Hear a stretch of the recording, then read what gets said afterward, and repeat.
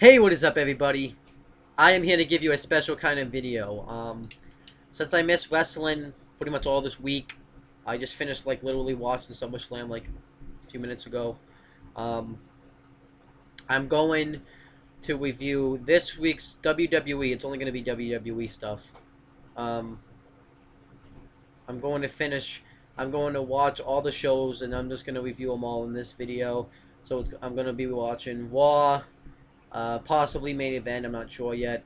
NXT, SmackDown, and fortunately Superstars. I figured since I can watch it, why not? And I'm gonna start off with Raw. So here we go. So this Raw happened. I actually have to look it up on August 24th, 2015, and I'm gonna watch the pre-show, and then I'm gonna go on to the actual show, and then they have like a backstage pass I'll probably check out too. And as each Raw happens, I'll go, because I'm going to watch it off that wrestling site, I'll just go one by one and watch them and talk about each one. So let's get it started. Okay, so starting with the pre-show, we have the panel of Scott Stanford, Corey Graves, and David Otunga. They talked a lot about the Undertaker Brock Lesnar controversy.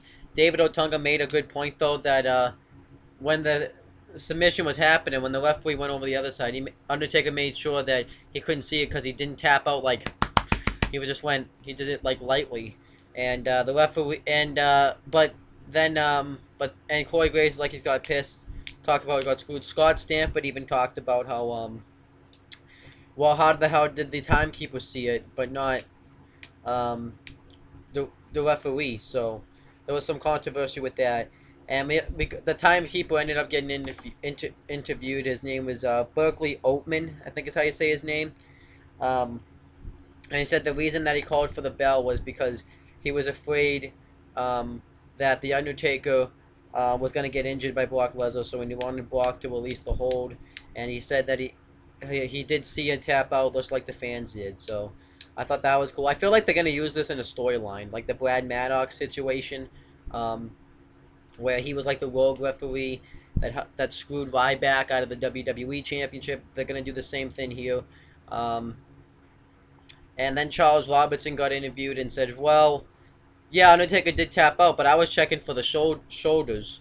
And it doesn't matter who sees it. If I didn't see it, it didn't happen. So there's that. So I think they'll definitely build into a rematch in the future between Undertaker and Brock Lesnar. They actually did announce that they're going to open up Raw, and Brock Lesnar is going, and Paul Heyman's going to just go off. So we're going to have to, I can't wait to see what they do with that. Then, there was something else I wanted to point up that they said, that Corey Graves said. Well, I forget what it is now. And then the New Day got interviewed, which consists of Kofi Kingston, Big E, and Xavier Woods. And this was after SummerSlam last night. Scott Stanford interviewed him.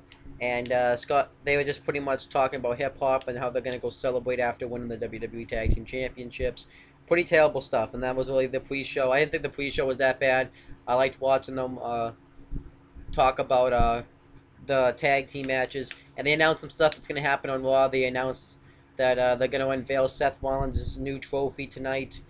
They announced that Jon Stewart's going to be there to explain why he did what he did to Cena. They announced that they're going to host Miz TV, but with the Miz as the host, obviously. And Team PCB, which consists of Charlotte, Becky Lynch, and Paige, are all going to be on it. They're going to be on Miz TV. That's going to be pretty cool. They announced a SummerSlam rematch. It's going to be the rematch from the Family vs. Family tag team match with Roman Reigns and Dean Ambrose versus Bray Wyatt and Luke Harper. I don't know why they would just give it away again for free, but they're going to probably do something with this, so let's wait and see. And I think that might be it. That's about it. So Raw looks like it could be a potentially good show. We're going to have to wait and see. Okay, so now on to the actual show. We have JBL, Michael Cole, and Byron Saxton on commentary for this show. And it shows Triple H at headquarters. And he talked about how SummerSlam lived up to the exceeded people's expectations, which didn't happen. Well, for me anyways. And he says that it wasn't just because of Brock Lesnar versus Undertaker. He says it was because of Seth Rollins, because he went in there and he beat the man right now in WWE, and he walked out with both the WWE World Heavyweight and United States Championships. And he says that Seth Rollins isn't just the future anymore.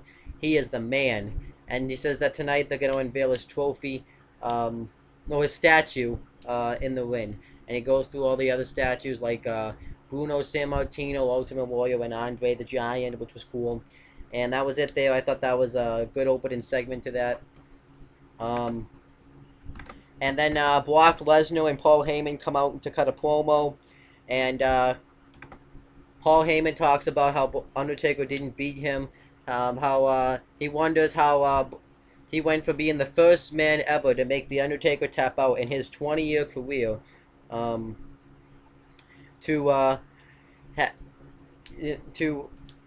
him passing out, and Undertaker ended up having a win. He talks about how he entered Undertaker into Suplex City, and he says that he was screwed last night because Undertaker tapped out.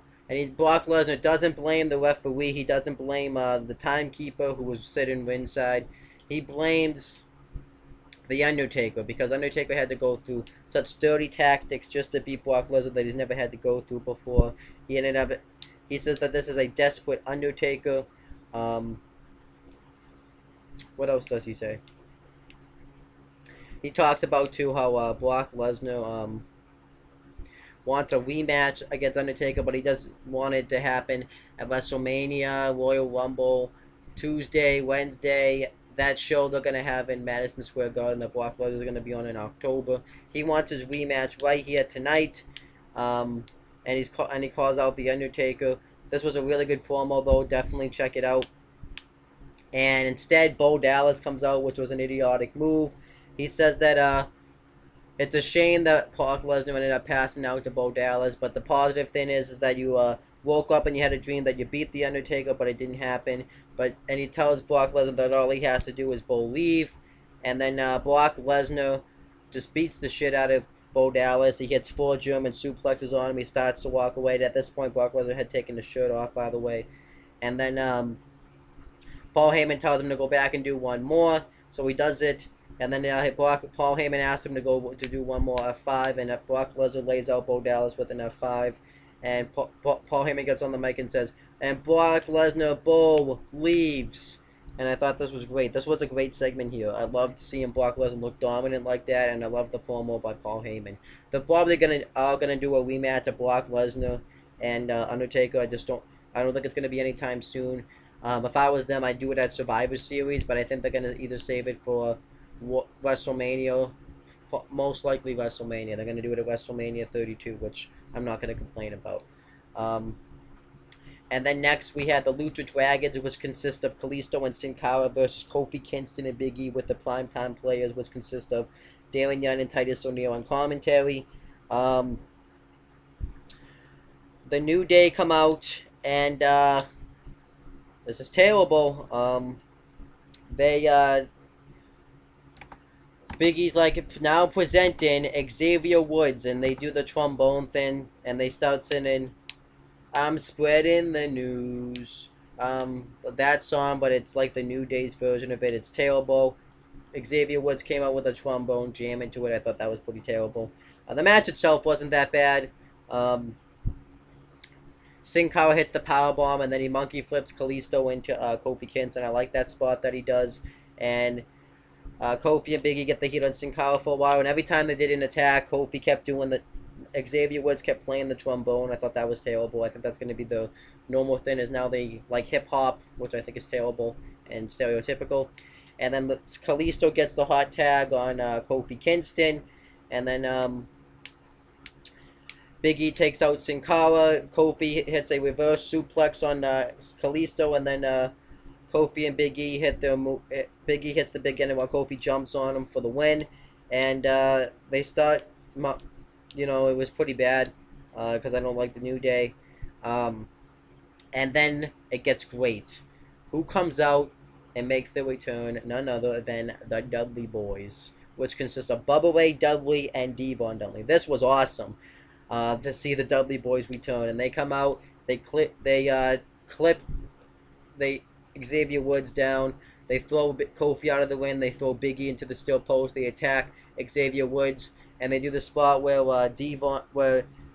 Bubba holds Xavier Woods' legs, and Devon hits the headbutt to the groin. That's awesome. And then they hit the 3D on Xavier Woods through the table, and they even did the spot where they were like, "Devon, get the tables." That was awesome, awesome stuff. It was really nice to see the Dudley Boyz. We haven't seen them in the WWE since like 2005. Well, them as a team, we saw Bubba Ray Dudley at the Royal Rumble. But I just think that's great. It's nice to see the Dudley Boyz back in WWE. I'm glad they're getting one last tag team run, and it's going to be great. It's awesome. I popped for this because I didn't see this coming. And then the Authority, which consists of Stephanie McMahon and Triple H, are backstage looking at Seth Rollins' trophy, and it actually does show its trophy. It doesn't look that bad. It looks okay. And I thought they would wait until, like, you know, the end of the night to reveal the trophy, but I guess they were fine with it. And Seth Rollins comes in, they hide the trophy so we can't see it, which is what they should have done with us. And Seth Rollins comes and thanks him for everything that the Authority's done for him, but he doesn't want to just thank them for that. He wants to thank them for being like an inspiration to all the employees, and all the employees look up to him. And he says that the WWE is going to be a better place with both you guys in charge, which is true. It's going to be a better once Triple H comes in charge. I'm not really too sure about Stephanie McMahon though. And then he leaves. I thought this was a decent backstage segment here. And well, so far, Raw has been pretty awesome so far. The Brock Lesnar Paul Heyman thing was great. The Dudley Boyz returning was awesome, and the backstage segments with the Authority and Seth Rollins has been pretty good too. Okay, so next we have Bray Wyatt and Luke Harper versus Dean Ambrose and Roman Reigns in the SummerSlam rematch. And this was actually a really good match here. The SummerSlam match was better though. They take him out. Dean Ambrose hits a dive onto both guys. He hits a flip dive on Wyatt. I'm sorry, and then Harper hits a dive on Ambrose, and he goes to put Ambrose in the win, but Ambrose hits a rebound clothesline on him, and then it sets up. And then Ambrose bounces Wyatt's head off the turnbuckle, and Reigns hits the drive-by drop kick onto Wyatt. And then Wyatt and Harper get the heat on Ambrose for a while. I thought that was cool stuff. And then Wyatt ended up hitting a sick DDT on Ambrose. That was cool. And then Roman Reigns gets the hot tag on Wyatt, and he starts going off on him. Eventually, Harper comes in, and Ambrose starts taking out Harper, and they start taking him out. And Harper hits 2 super kicks on Reigns and Ambrose, and then they go for that double power bomb, but Reigns fights out of it, and then Ambrose dives on Harper. Then Ambrose hits the Superman punch, and Reigns hits the Superman punch, and Reigns goes for the spear, and the Wyatt family's thing goes off, and we see somebody's on the apron with a sheep mask. And when they take it off, I don't know who this guy is, but this guy takes it off. And it's this huge guy. He's taller than Luke Harper, if that makes sense. And he throws he throws Reigns halfway across the ring. And then he shoulder blocks Ambrose. He chokes out Reigns with like a chokehold. And then afterwards he does like a powerbomb and plants him face first on the ground. And then he does the same thing to Ambrose. He chokes him out. And that's going to be the new Wyatt family member. This guy does look impressive. And I actually did mark out for this. I was like, who is this guy? So I think this could be some good stuff. Yeah, and they treated him like a monster because Ambrose and Reigns would try to attack him, but he felt no pain. So I think whoever this guy is could be a good addition to the Wyatt family. We're going to have to wait and see, though. Then we get Miz TV with Team PCB, and Miz asks them like what it was like for them to for Becky Lynch to get the pinfall, but they say they don't treat each other like individuals. They treat each other like a group. And just Charlotte says, just like what Ric Flair did with the Four Horsemen. And Miz even talks about too that there's no competition between you. It's all just sunshine. You guys wear skirts and all that stuff. And Paige calls him a pervert for saying that. And they say they're not here for looks. They're here to be the best wrestlers they can be, and they're gonna take down everybody, pretty much in the world. And then Team Bella, which consists of Nikki and Brie, the Bella Twins, and Alicia Fox, come out, and they talk about how they're just gonna save the Divas division. And they said that their win last night doesn't matter. Wins and losses don't matter as long as she has the Divas Championship, because she's 3 weeks and 1 day away from breaking the record. And Alicia Fox tells Becky Lynch that some divas come and go, and she's been here for 9 years, which doesn't even feel like that. And she says that she's seen a lot of divas just come and go, and she said that she's going to be one of them. And Alicia Fox calls her and Becky Lynch calls Alicia Fox crazy. And then Miz says, and then they all start arguing, and then Miz puts his hand up and says, when my hand goes up, your mouth goes shut. And he says that you should take some advice from me and just start taking what you want. And Team PCB goes to attack Miz, but then Team Bella attacks him from behind. And we get a 6-diva tag team match. It's Team PCB versus Team Bella. The crowd chanted, by the way, throughout that Miz TV, they wanted to see Sasha Banks, but they didn't get Sasha Banks, so I guess the crowd wasn't too happy about that. This match was pretty good here. Team PCB dominates the match for a while, and then Charlotte hits a big boot on, I think, Brie, and Nikki Bella hits a chop block on her, and she gets her in a half Boston Crab, and Team Bella just dominates Charlotte by targeting her leg. Nikki Bella ended up putting her leg against the steel post, which was cool. And then Paige gets the hot tag, and she's about to get the pin, but Brie Bella breaks it up, and then she hits the face buster on Becky Lynch, and then drop kicks Charlotte, and then behind the referee's back, Nikki Bella hits a forearm on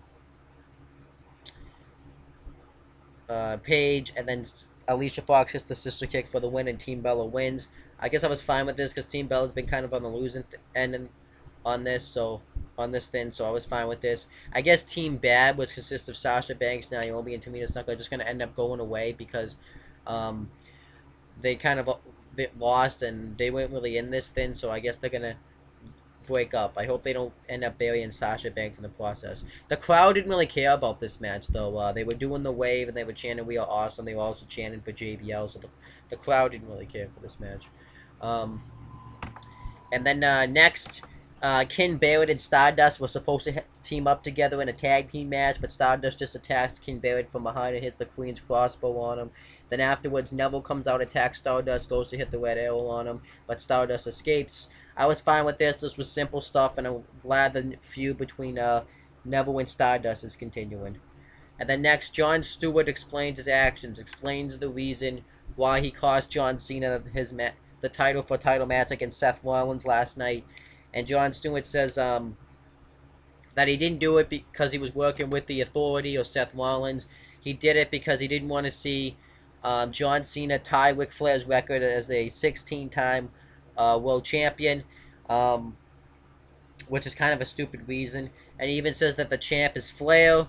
And then Ric Flair comes out and says that he respects what he did, but he was actually pulling for John Cena to win last night. And he says that Jon Stewart said, I was just doing what my heart told me.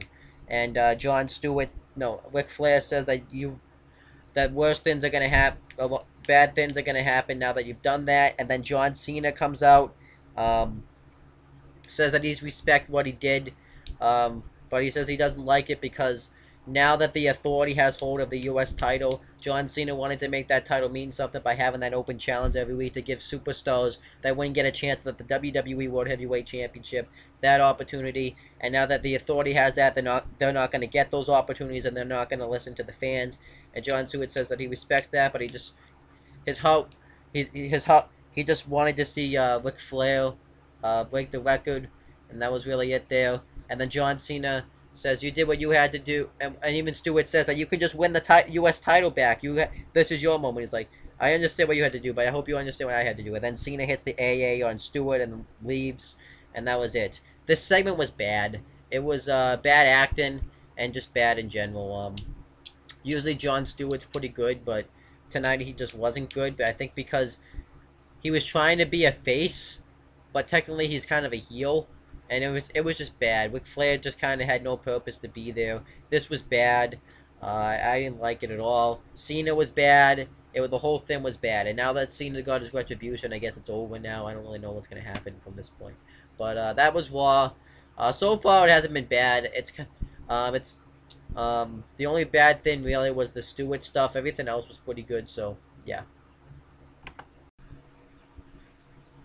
Okay, so John Cena gets interviewed, and he says that he did what he had to do to Jon Stewart, and he says that tonight he has some business he's going to take care of with Seth Rollins. So that was kind of cool there.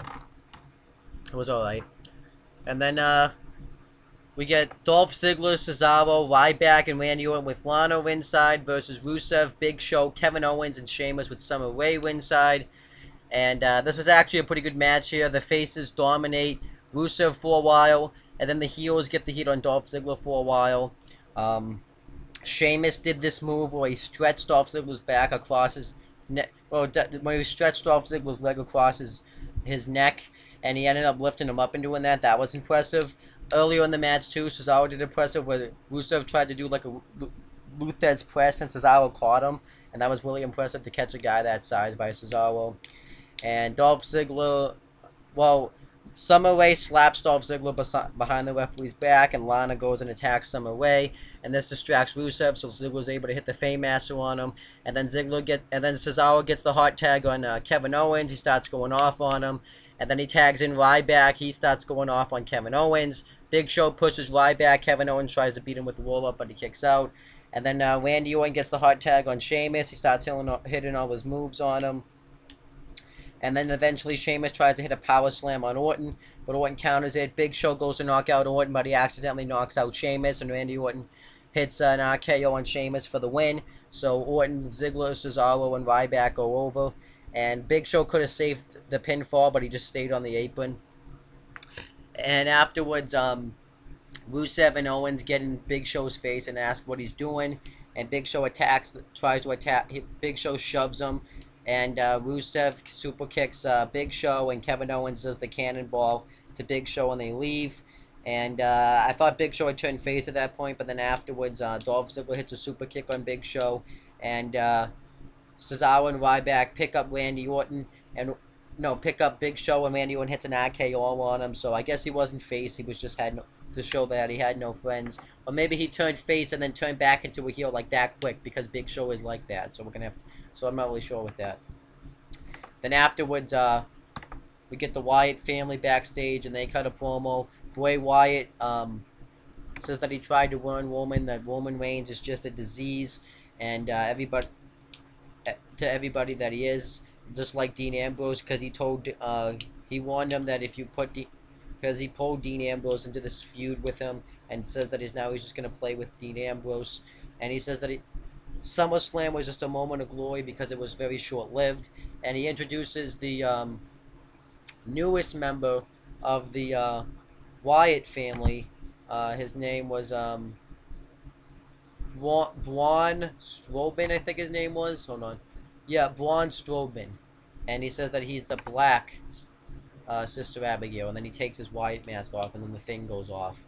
I thought this was great stuff, and Braun Strowman seems like he's like a mixture. He's like Bray Wyatt, but he's taller than Luke Harper. He kind of looks like Bray Wyatt a little bit, but not by much. And then John Cena's backstage, and the Authority come up to him and tell him and pretty much give him shit about laying out Jon Stewart, saying that he just laid out like a guy that's only 90 pounds, talking about how he's just a sore loser, that it's trended on Twitter, and they don't want him getting involved in into Seth Rollins' statue, thing, whatever, his celebration, pretty much.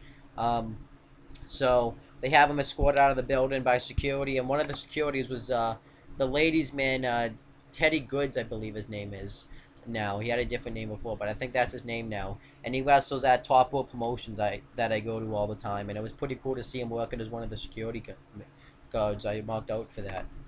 So then we get Seth Rollins as a statue. They reveal what a statue is, and they do a thing where because apparently it was Vince McMahon's birthday that day, so they send, and we find out that Vince McMahon is 70 years old, and they sing happy birthday to Vince McMahon. I don't think like it was planned for the show and written. I think they did this as like a surprise, because Triple H just say right now he's pissed in the back right now. But then they get back to business. They talk about how there's been great champions in WWE. They talk about how there's been this one guy that they put their faith in, but they continue to show respect to the people that helped him out along the way. And he says that he's always the guy that shows up. He shows nothing but hustle, loyalty, respect. Pretty much saying everything that John Cena is, but they use Seth Rollins. And he talks about how we used to call him the future, but now he's just the man. And then Seth Rollins comes out, and he says that this is just like that he's being put in greatness. He's being put with the great legends. Having this statue is even better than being inducted into the WWE Hall of Fame. And he says that he's going to be one of the greats, and this statue is going to carry him long before he's gone. And he says that he said a lot of bad things about John Cena, about how he was a disease to the WWE and he's the cure. But he said that John Cena always showed up every day and he always was on top of the world. But Seth Rollins says that to beat the man, you got to to be the man, you got to beat the man. And then they go to unveil the statue, and who was underneath? There was like this cloak where the statue was under, but Sting pops up. That was awesome. And he attacks Seth Rollins, hits the Stinger splash on him, and Rollins escape, and you see Sting just holding the title up, and then that was it. I thought this was great. It was a really nice surprise to see Sting. So I don't really know what's going on here. If they're going to do Sting versus Seth Rollins at Night of Champions, or Seth Rollins versus John Cena at Night of Champions. I'm not really sure. They could do both and have Seth Rollins defend both belts, defend both the US and WWE World Heavyweight Championship. They could do a triple threat match where Seth Rollins defends both belts, and it's like a 2 out of 3 falls triple threat match that they've done before. So we're going to have to wait and see with that. Raw's not over just yet, though. They did an exclusive where they interviewed Triple H afterwards. I'm going to go check that out right now. Okay, so we just had the WWE Network Exclusive. The same people on commentary, JBL, Michael Cole, and Byron Saxton. And backstage, Triple H, Stephanie McMahon, and Seth Rollins get interviewed. And they're all pissed that Sting crashed the trophy reveal. Well, statue. I keep calling it a trophy, but it's a statue. And Triple H even said that I should have just finished him at WrestleMania when I had the chance. And Triple H says, you want Seth Rollins at Night of Champions, you're going to get him. So he makes the match, Seth Rollins versus Sting at Night of Champions. And I think that's going to be cool to see that match. I have a couple of complaints, though. Oh, I didn't even do that. My first one is I thought this was already settled, because at the end of the match between Sting and Triple H at WrestleMania 31, they shook hands. I thought that you would think that would be it. So now that kind of doesn't make any sense. I defended it before, saying, well, you broke character there. But now it doesn't make any sense. Another thing is, what did Sting even do to earn a title shot? He hasn't won one match, technically, in the WWE. He lost to Triple H at WrestleMania. If he had beaten Triple H at WrestleMania, I could, you know, follow it. And what, Sting's going to lose another match now? To Seth Rollins? I at least want Sting to have like one win under his belt in WWE, because if Seth Rollins loses, I don't really know like what Sting's, because we're gonna get another part-time champion like what happened with Brock Lesnar. Those are my couple of complaints. I guess I'm fine with the match. It just, if you think about it storyline wise, it kind of doesn't make any sense, because Sting hasn't really done anything to earn a title shot. While Sting has been sitting at home, people like Roman Reigns and Dean Ambrose and Bray Wyatt and all that stuff have been wrestling. But then you can make the, I mean, if you think about it, Undertaker deserves a title shot more than Sting, because he beat Brock Lesnar. Actually, Brock Lesnar deserves a title shot because he got screwed out of his title shot twice. So I don't really know what's going on with that. But other than that, I'm fine with the match. and I think the match could deliver. Seth Rollins has that high flying, and Stin has that old school wrestling behind him, so I think the match could be pretty good. So, the Night of Champions match could deliver, and maybe they didn't really couldn't find any other opponents for Seth Rollins. There's really no other opponents right now to face him, so Stin might be the only option they have. So I'm fine with it. So overall, I thought Raw was really good tonight. Well, last week. If I had to grade it, I'd give it an 8 out of 10. You had the awesome surprise returns with the Dudley Boyz. You had the return of Stin on this show. The 8-man tag team match was good. The debut of Bruce Strowman was cool, and he just looks like a beast out there. If they book him like this, then they could make the Wyatt family. The Divas match was pretty good, and the whole segment there. Brock Lesnar just destroying Bo Dallas was cool, and Paul Heyman cut an epic promo again, so that's awesome stuff there. The only thing I really hated, if I have to say, is the John Cena segment. That's the only thing I really hated on the show. Everything else was actually at least good on the show, except for that Jon Stewart segment. But other than that, everything else was pretty good. So now I'm going to go on and watch the next wrestling show. I'm going to watch NXT because main events, no, I can't find main event. If I can find main event, I'll watch it. So let's get it out of the way. But yeah, well, as for Raw, it was an 8 out of 10. Okay, so I couldn't find main event for this week, so I'm going to do the NXT review next instead. So NXT, this NXT happened on August 26, 2015, and that's all I know so far, but the matches that I know that are going to happen on this show, I believe a fatal 4-way match between Charlotte, Becky Lynch, Dana Brooke, and Emma, which I'm looking forward to seeing that. The 8-man tag team match between the Hype Bros, which consists of Zack Ryder and Mojo Rawley, and who else is in this match? It's them and Enzo Amore and Colin Cassidy versus Dash Wilder, which is Dash Wilder and Jason Jordan and Chad Gable. I think that's the right teams. And they're gonna have Carmella versus Eva Marie, and they're also gonna have who else is there's a Bo Dempsey versus Elias Sampson. So NXT looks like it could be a pretty good show this week. We're gonna have to wait and see. So let's get right into it. Okay, so the show is still being taped in Brooklyn. It's in the Onset Arena, I think is what it's called. Because it's taped. I think these matches took place just before NXT TakeOver Brooklyn happened, so I think that's what's going on here. But I'm fine with this. I liked it that they filmed it this way this week, so I was fine with it. And we had Rich Brennan and Corey Graves on commentary for this show. Byron Saxton was on commentary. He said he had something else to do. I think that was the day he went to commentate SummerSlam. Because I don't know when this pay-per-view took place, but I'm guessing. And we have the first match on the show. It's Enzo Amore, Colin Cassidy, and the Hype Bros. The Hype Bros consist of Zack Ryder and Mojo Rawley, and they wrestle Dash Wilder and Dash Wilder. Wait, no, wait. Dash and Dawson, and Dash and Dawson consist of Dash Wilder and Scott Dawson. So Jason Jordan and Chad Gable. So let's go through it again. So we got Enzo Amore, Colin Cassidy, and the Hype Bros versus Dash, Dawson, Jason Jordan, and Chad Gable. And Enzo Amore and Colin Cassidy got a big pop in this match because they're not really, even though like this isn't the hometown, but this is like a close second because they're from New Jersey, and New York is pretty close to each other. And they come out and do their normal stick. My name is Enzo Amore, and I'm a certified G and a bona fide stuff, all that stuff. And I thought that was great. I love it I love that. I mark out for it every time I hear it.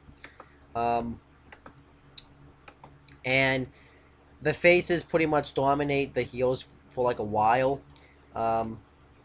Everybody was chanting, "We want Enzo." I thought that was cool.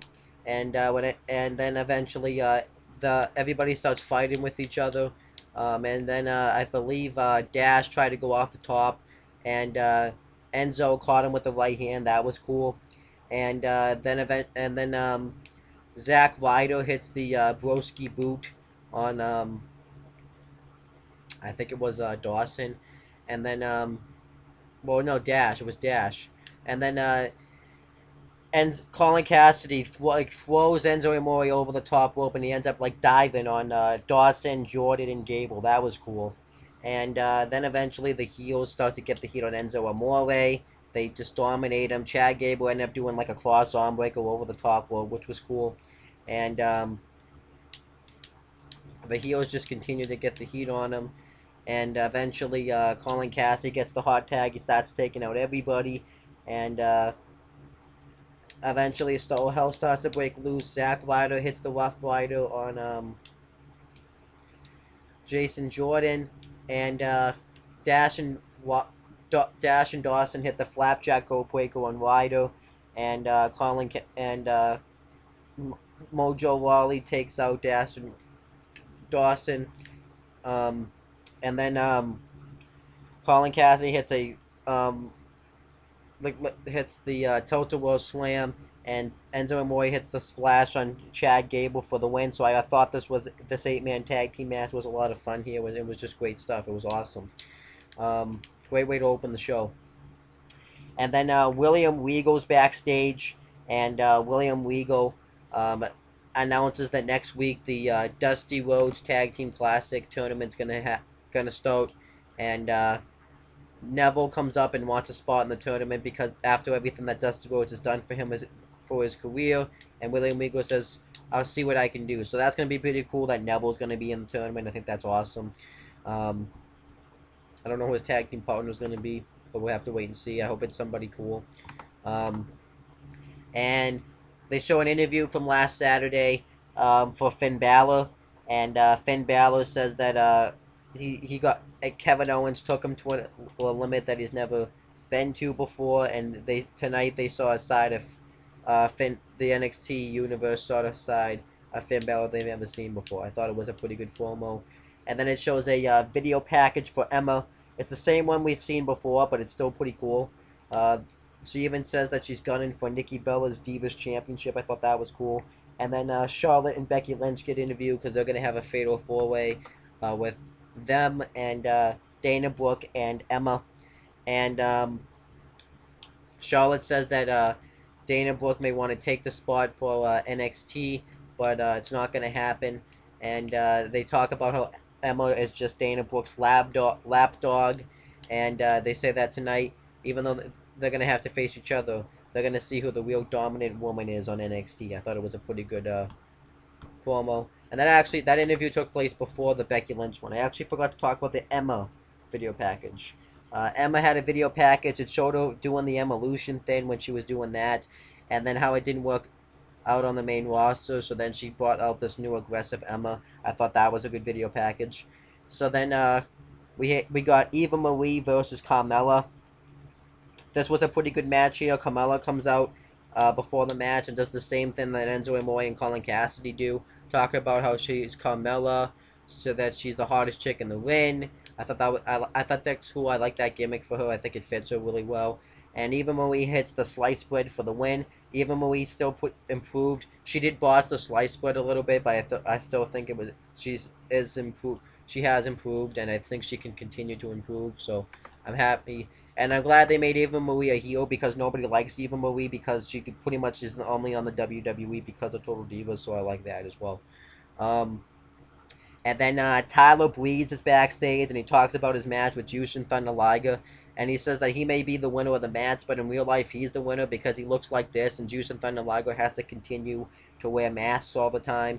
And he says that they're not over by a long shot, but he's going to ask William Regal for something bigger, maybe for some championship gold. So I'm assuming he's going to be one of the participants on the Dusty Rhodes Tag Team Classic, or either that, or he's going to be the next guy to face Finn Balor for the NXT Championship.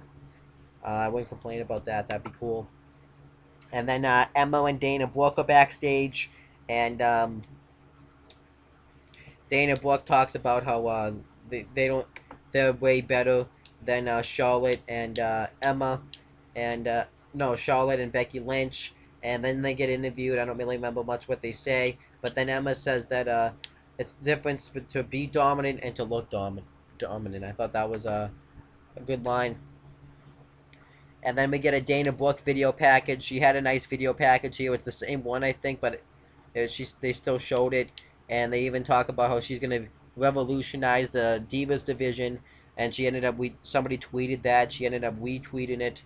And then it shows her dominance, talking about how she is so talented. I thought it was pretty cool.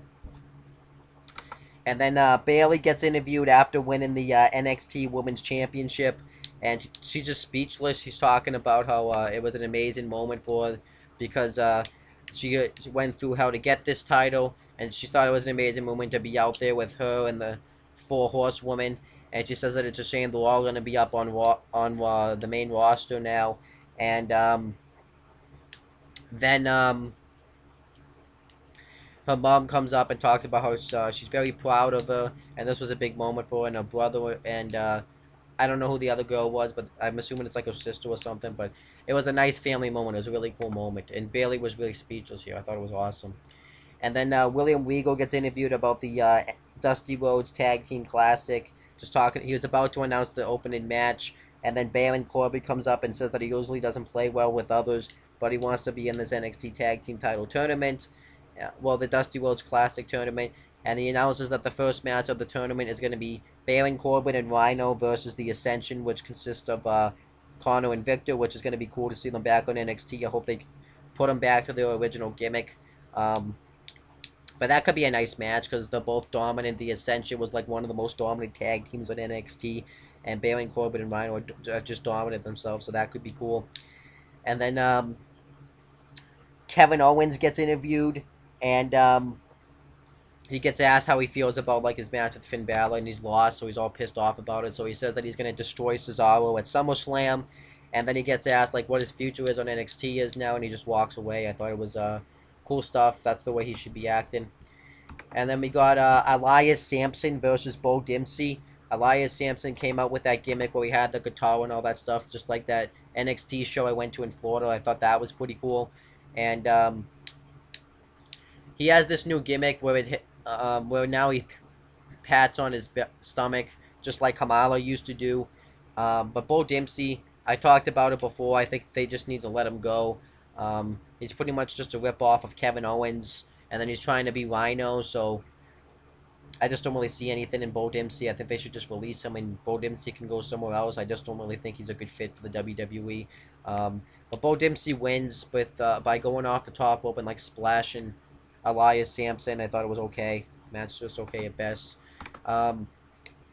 Then Samoa Joe gets interviewed and talks about how the fans helped him get through this match tonight with Baron Corbin. They were a great crowd, and he says that he went toe-to-toe with the most dominant superstar on NXT, and he came out a winner, and now he's going to look to get some NXT gold, which I don't know if he's going to be one of the participants in the tag team title tournament or he's going to go for the NXT title. We're going to have to wait and see.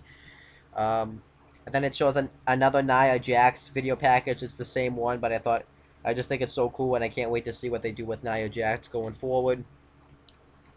And then Apollo Crews gets interviewed, and he's pretty much speechless. He talks about how he was really happy to be in the WWE. He worked so hard to get there, and he said that he's 20 years old and he has a lot of goals that he wants to accomplish. So I can't wait to see what they do with Apollo Crews going forward onto NXT. I can't really say his mic work was really bad because I think he was probably speechless and he didn't really know what to say. So, and then Blake Murphy and Alexa Bliss get interviewed, and Blake and Murphy talk about how they were robbed of their NXT tag team titles. And Alexa Bliss said that Blue Pants had no business being out there to screw with her men. And she even says, is she even a member of the roster? So she says that next week she's going to face Blue Pants and take care of her. I think that could be a good match there. I can't wait to see it because I really am enjoying Blue Pants. She's over. So, yeah. And then it shows a video package for Charlotte, which is the same one. Then we get the main event. It's Emma versus Dana Brooke versus Charlotte versus Becky Lynch. I thought this was a great main event here. Match of the night by far. Charlotte and Charlotte and Becky Lynch take out Emma and Dana Brooke, and they start wrestling themselves, and then Dana Brooke and Emma double team Charlotte and Becky, and they throw Becky outside the ring, and Charlotte tries to attack him, but then she hits. They both hit big back body drops her. They both big back body drop her outside the ring, and then they throw Charlotte in back first into the barricade, and then they pretty much kick Becky Lynch's ass throughout the rest of the match. I thought that was cool stuff, and Dana Brooke goes outside to attack Charlotte, and Emma hits a neck breaker on Becky and tries to cover up, but Dana Brooke breaks up the pin and they get in each other's faces. And Becky Lynch tries to pin Emma with a roll up, but Dana Brooke saves it, and she's like, "I had to save you. You see, I had to save you. You and I need to work together." And then they agree to work together. And then Dana Brooke hits an enziguri on Emma, and then Charlotte comes in, starts hitting all her moves on Dana Brooke, and she hits a double DDT on both Emma and Dana Brooke. And then Becky Lynch goes off the top to do a drop kick, but she accidentally hits Charlotte. And then Becky Lynch goes off on Emma and Dana Brooke. And then eventually Emma comes in and hits the Emma sandwich in the corner on Charlotte, then does it to Becky Lynch and pins Becky Lynch and gets the pinfall, which I was surprised about because that wasn't like a finisher or anything. I was surprised it came that way, but I liked that finish. Was it like an unexpected finish? We didn't see it out of nowhere, and I liked it. It was cool. And then afterwards, Charlotte spears Emma and hits the natural selection on her. And then Dana Brooke attacks Charlotte from behind, and Emma hits her with a T-bone suplex, and Charlotte gets her in the figure eight, and then Becky Lynch puts Emma in the disarmer, and that ends the show. And that was the end of NXT. So overall, I thought NXT was really good this week. They had some really good stuff on here. I liked the opening 8-man tag team match. That really got the crowd going.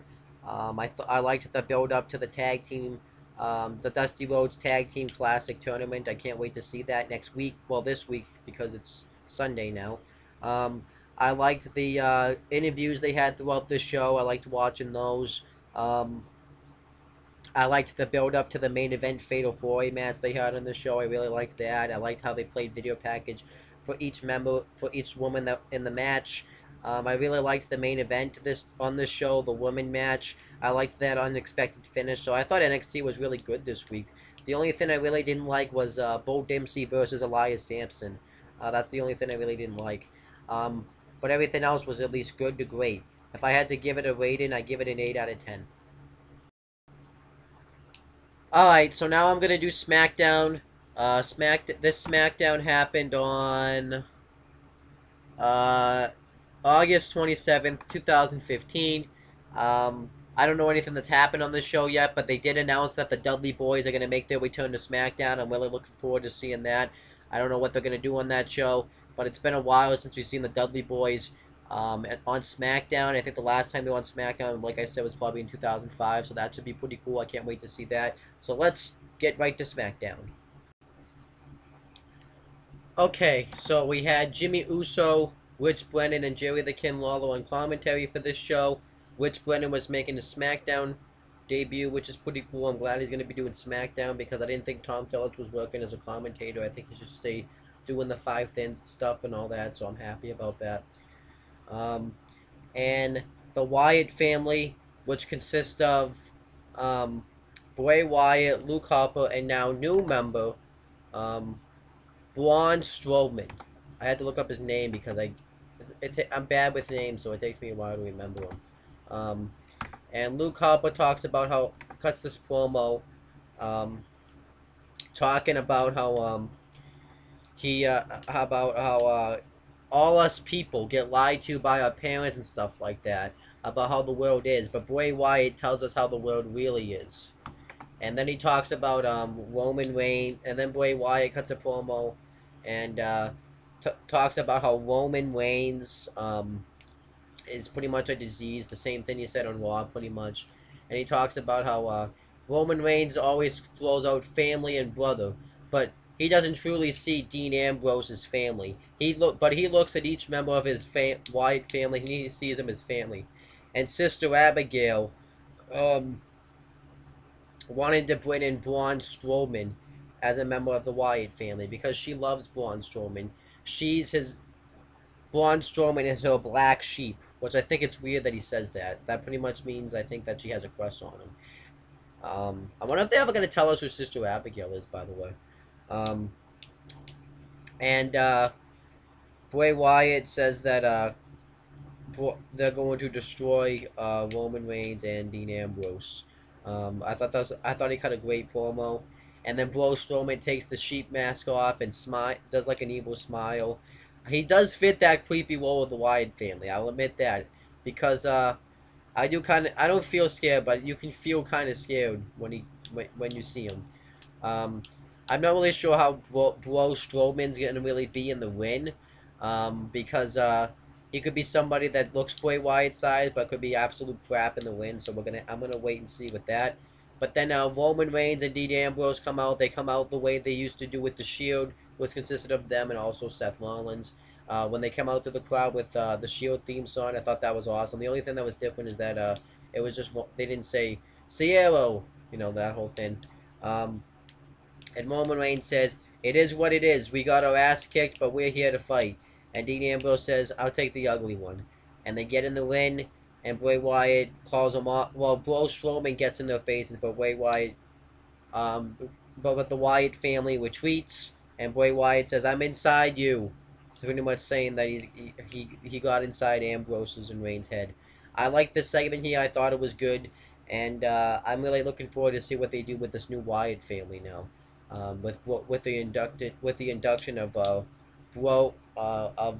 do you say his name? Braun Strowman. I can't wait to see Braun Strowman. That's gonna take some getting used to. I'll probably learn it eventually, but we're gonna wait and see. I can't wait to see what they do with it. So that's gonna be awesome. So then we get the first match on the show. It's the Ascension versus the Dudley Boyz, and the Dudley Boyz made their return to SmackDown. This was the first match back in the WWE since I think 2005. And this was pretty much a squash. But it was still cool to see the Dudley Boyz back in a WWE win wrestling.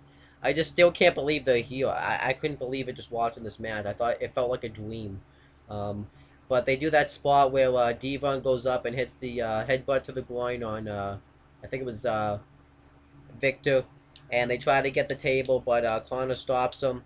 And Victor hits an STO, and Bubba Ray Dudley gets the heat on him. And then Devon Dudley makes the hot tag. And the Dudleys hit the 3D on, I think it was Victor. I actually don't remember who it was for the win. And then they get the table, and they go to put the other guy, I forget, I'm just going to say Connor, through the table. But then the New Day come out, and they have signs. One says booty. One says save a tape. Telling them, one says to like hashtag give tables a chance, and then they say save a table, put down the Dudleys or something like that. But they don't do it. Bubba Ray Dudley power bombs Connor, I think, through the table off the turnbuckle. I thought this was nice here. It was really nice to see the Dudleys. It does suck that the Ascension are being used the way they are, because this could be something like that could be like a pay-per-view match. But I still thought it was good. But I still like to see the Dudley Boyz back, so I still thought this was good. Next match was Neville versus Kevin Owens. Great match here. Neville hits a head scissors outside the ring, and he goes to hit a drop kick, but then Kevin Owens hits him with a clothesline, and then he picks him up in that torture rack and hits that neck breaker on him. I think that's awesome that he does that. And then eventually Neville makes a comeback. He hits an Ichigori in the corner, and then he hits a flip dive in the corner. And then he ends up hitting a super kick right onto Kevin Owens. He ends up bouncing his head off the steel steps, and he goes for the red arrow, but Kevin Owens gets up in time, and Neville kicks him in the head. He goes to hit a springboard on him, but Kevin Owens counters with a super kick and hits the pump-up powerbomb for the win. Kevin Owens looked really dominant in this match, and he looked like a monster. I'm happy about this, because I do like Kevin Owens. I want to see big things happen for him, so this was good stuff. And then Becky Lynch and Charlotte are backstage, and the Bella Twins come up to him and try to get Becky Lynch and Charlotte to turn on Paige. They pretty much talk about how she's not here, and she's saying that this is her stable, but Becky Lynch and Charlotte are saying that this is their stable, and they say they know what they're doing. But Charlotte even says, "What are you guys in high school?" And Bwe says, I graduated 13 years ago. And Charlotte even says that you guys don't know anything about loyalty, and you guys have no respect, and something else. And Charlotte says, aren't you, and they say that they do, but then Charlotte says, well, aren't you the one that turned on your sister last year at SummerSlam and wished death upon her? And then she locks off, and Becky Lynch says, I hope you guys do fine without Alicia Fox here tonight. And I like that. I hate when they mention that though, because it just makes that just makes the whole flaw of the storyline that Bwee's just all of a sudden back with Nikki without any explanation whatsoever. They probably would have gotten together by now anyways, but still. And then they kind of walk off, and they're acting like little high school girls, saying, "I'm not like this, I'm not like that." It was just bad. It's like how my sister acts sometimes.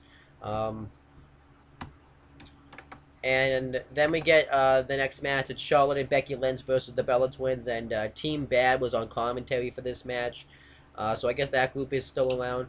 Obviously, one of the stables is going to have to go. I'm going to have to say Team Bad because I think Team Bad lost this Revolution because they were like the first ones eliminated from the SummerSlam match. So I would think it would be them.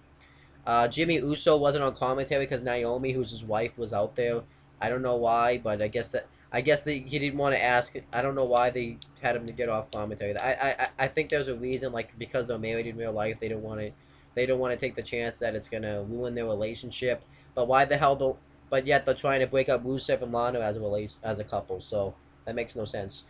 This match was pretty good here. Charlotte keeps trying to get the tag, but the Bellas keep knocking Becky Lynch off the apron, so she ends up rolling up Brie Bella into like a bridge for the win. And I like the finish here. It was pretty good stuff. And so far, SmackDown's been pretty good so far. There hasn't really been anything bad about it, so I like SmackDown so far. Okay, so next, Seth Rollins comes out, and he talks about the great accomplishments he had in the past. And he talks about how unhappy he is that Sting crashed his, like, the unveiling of his new statue. And he says that, every day, August 23rd, should be considered a national holiday since he made history by becoming the first man to hold the WWE World Heavyweight and United States Championship. And he says that, am I really going to be afraid of a 50-year-old man wearing face paint? He says, I don't think so. And he even says that when I talked to Triple H, the only regret that he had was that he didn't finish Sting off at WrestleMania 31.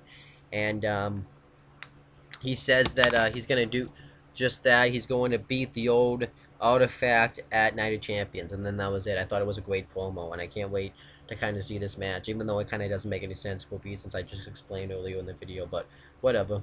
And then Sheamus gets interviewed, and he says that he can cash in the Money in the Bank anytime he wants, and he says that he's going to destroy Dean Ambrose tonight. I thought it was an okay promo. And then we had Ryback and Dolph Ziggler with Lana ringside versus Rusev and Big Show with Summer Rae ringside.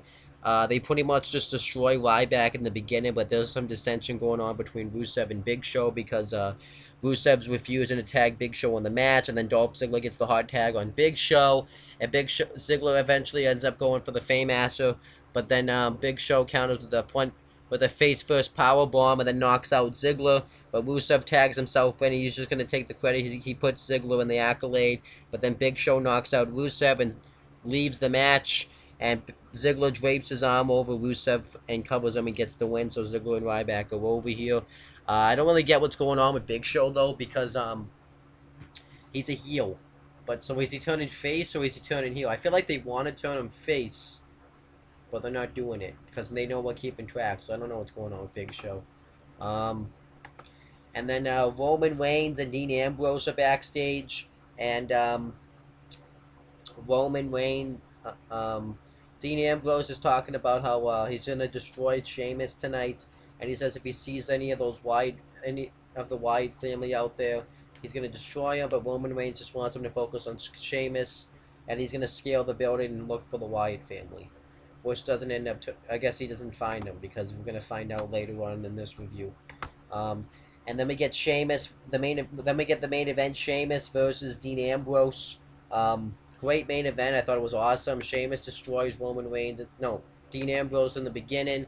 And then Dean Ambrose bounces Sheamus' head off the announce table 3 times, beats the crap out of him, goes off the announce table and attacks him. And then Sheamus throws Ambrose into the barricade, and then he body slams him on the announcer's table, and he just destroys Ambrose throughout the rest of the match. He hits that suplex, that throwaway suplex, and then he hits the Irish Curse backbreaker, and he hits the 5 beats of the bad one. It's usually the 10, but he only did 5, and then he punched Ambrose right in the head, and then Ambrose starts to do it, and Sheamus hands him up on the top rope. And then Sheamus goes to throw Ambrose in the win, but then he hits the rebound clothesline outside the win. I thought that was cool. And then Ambrose just kicks Sheamus' ass. He goes for a roll-up. Sheamus kicks out of it. And then Ambrose hits the rebound clothesline, and he goes for the dirty deeds, but then the Wyatt family's thing goes off, and the Wyatt family are in the win. And Sheamus hits a bro kick on Ambrose for the win. And then the Wyatt family surrounding Ambrose. Then Roman Reigns makes his entrance, and Luke Harper's looking for him. And Reigns shows up like from, I guess, the entrance ramp, goes off the steel steps and hits a Superman punch on Harper. And then I have to remember, I forget this guy's name. Just give me a second.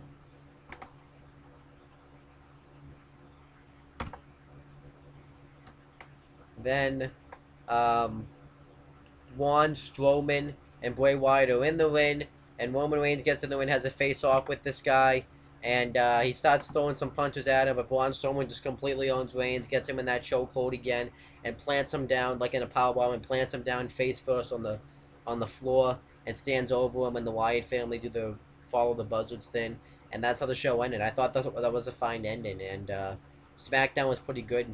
The last part of it was pretty good, so I thought this was good stuff.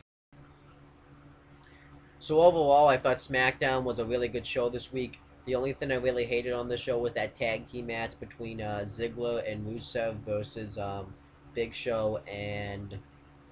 Oh wait, I botched. Ziggler and Ryback versus Big Show and Rusev. My bad. That's the only thing I hated was that tag team match. But everything else was at least good on this show. That Wyatt family the Wyatt family and Reigns and Ambrose whole feud was good. The main event was good. Seth Rollins' promo was really good. What else was good? The Divas matches were good. And Neville versus Kevin Owens had an amazing match.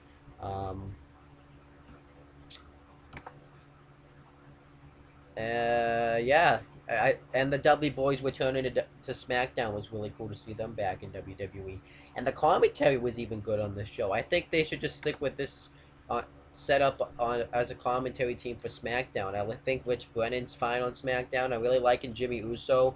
I don't know if he actually is legit acting the way it is, but he's just so energetic that it makes me get into the stuff. And Jerry the King Lawler, I would like to see him get off SmackDown. I think he should go back to Raw because Raw doesn't feel the same without Lawler on it. But he does actually do pretty good on SmackDown. He's just good overall, so I wouldn't mind if they kept this setup, but I would like to see Lawler go back to Raw.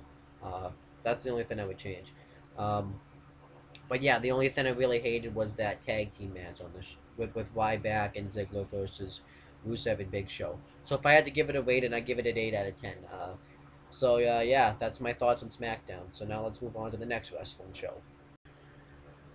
Okay, so now on to WWE Superstars for August 28th, 2015. I'm not looking forward to doing this, but I said I'd do it, so I don't have a choice. I'm just not a huge fan of Superstars. I don't even know why I'd say I'd do it. I guess because I had the time. I just kind of felt like it. I don't even know why I'm doing this, but let's see if it's good. Hopefully it is good. Okay, so we had Rich Brennan and Xavier Woods on commentary for this show. Xavier Woods actually didn't end up being that bad because he wasn't playing the New Day gimmick. He was just being himself, so I thought that ended up being fine. First match was Zack Ryder versus Heath Slater. Just kind of an average match here. It wasn't bad or anything. It was just kind of there. Zack Ryder wins with the Rough Rider. And then the next match is Los Matadores, which consists of Diego and Fernando with El Torito inside versus the Ascension. The Ascension destroying pretty much the whole match, and then one of the Matadors gets the hot tag. And They hit all the moves on him, and then the Ascension take over. Connor throws one of them into the barricade, then El Torito comes around. Victor tries to chase him. El Torito dives on Connor, and one of the managers hits the backstabber on Victor for the win. It was terrible. They don't utilize the Ascension. They just bury them any chance they get. I don't get why they had the Los Matadores win, considering the fact that their gimmick sucks and all that stuff. Just the Ascension should be like a top tag team in WWE, but they're just burying them any chance they get. They should just really go back down to NXT at this point. So overall, Superstars was fucking shit this week. There's only like 2 matches on the show, and then everything else is recaps, so I don't know why you wasted time watching it. I just fast-forwarded right through the recaps. I just don't get it. You have an hour to book wrestling, and WWE fucks up on that. I don't get it. It's stupid. If I had to grade this show, I'd grade it like a 3 out of 10, because the Zack Ryder's Heath Slater match wasn't bad. Alright, so it's all over. I'm all caught up with wrestling now, at least with WWE, but that's really the only wrestling company I'm really watching right now, but, you know. I'm going to end off this video. If I had to pick what was the best wrestling show this week for WWE, it was probably Raw, because it had all that surprises and stuff like that. Then it would be NXT, SmackDown, and Superstars is like on the bottom because it's shit. But overall, I'm going to end this video off.